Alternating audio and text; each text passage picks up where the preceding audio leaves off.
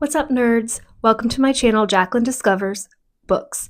And up until recently, I was on a quest to read 100 books, but now I'm here to tell you why I'm not doing that anymore. So I'll spare you the gory details, but I have been struggling for a little over a year now with a chronic illness. And I want to be careful to not give too many details because I don't think the details really are that relevant, but also I want people to be able to see themselves in my story, and giving too many details might make that not happen. Also, can we give a little moment to the new earrings from Shein? They keep kind of turning, so I only can see the back. So I don't know how to fix that, but they're very cute. Anyways, yeah, it's not out of a sense of privacy. It's more just out of a sense of wanting to stay kind of generalized in the story. So yeah, I've been very blessed so far in my life up until this point to be very healthy generally, not having anything chronic going on. And then this past year or so really hit me with a ton of bricks, as they say. It's been a very humbling experience. It's been an emotional roller coaster for sure. And I'm also someone who's just generally been very hyper independent my whole life. I got married a year and a half ago, so that already came with its own challenges, its own learning curves, its own growing pains. I was moving in with my partner for the first time, and I had lived on my own for quite a few years and been very independent, paying my own bills, taking care of everything on my own. And then about 6 months into our marriage is when some of my symptoms came up. And it was a little bit scary and a little bit sad because we had a lot of plans for our future and things that I wanted to do. And then some things were getting in the way of all the things that I wanted to do. So I've had a very humbling year, I'll say. And I have had to ask for help. I've had to admit that I needed help. I've had to change my lifestyle.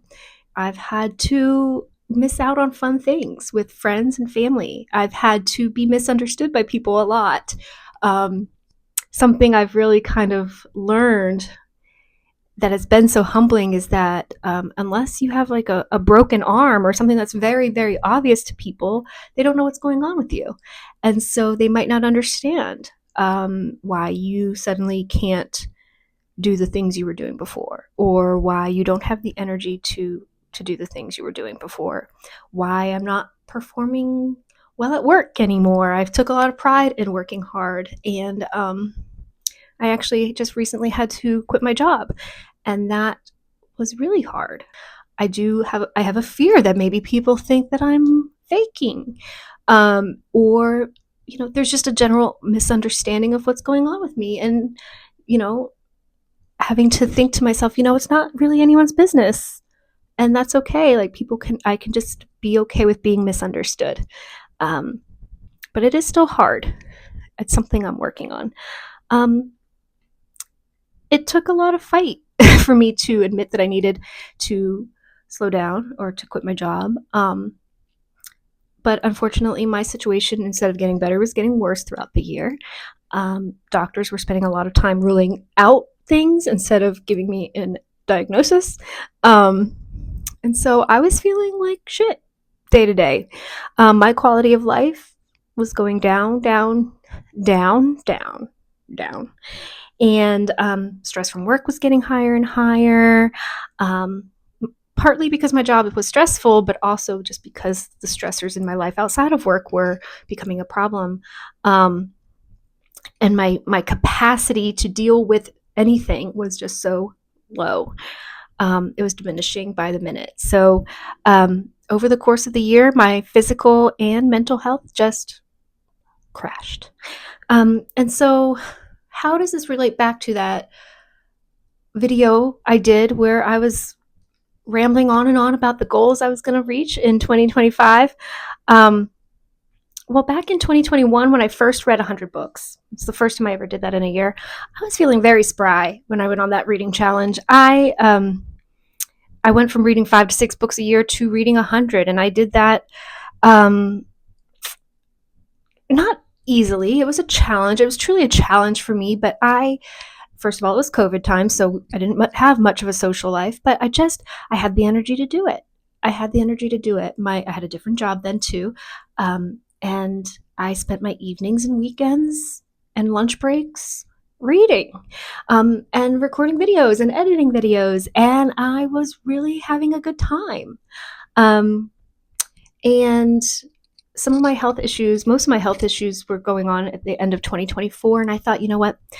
I just thought I was going to will myself into feeling better, I think, and have something fun to look forward to in 2025. And I really had fun with this challenge back in 2021. And so I came into 2025 with these videos of all these goals I was going to hit for my reading and my YouTube. And it was, with good intentions, I really meant to do that. And I had every intention of feeling better and having this be my thing that I was going to look forward to in my days. But it comes back down to the humility that it takes to say, I just can't do it. And that's okay. Trying to give another moment for my earrings, that are not behaving very well right now. Okay. What was I saying? So 2021, I threw myself into reading. I threw myself into doing the YouTube videos. I loved it. It gave me a lot of joy. So I was looking to recreate that in 2025, and it just wasn't the same experience. It was draining. It was tiring. I barely can function, and now I'm also trying to add another thing to my to-do list. So we're at the mid-year point. I've read 21 books, so that's a feat. 2 of them were children's books, so I don't know if we could really count those. I'm counting them because I want to. It's my challenge, but really I've read 19 books. And so if I were to read 100 books this year, I should be closer to 50 at the mid-year point that it is now. And so I'm not going to hit 100 books. That's a given. Like, it would be more than a miracle if I could do that at this point. And I just don't even want to, because it's taking the joy of reading away from me. So what we're going to do for the second half of 2025 is adjust our expectations. There are certain things that are out of my control.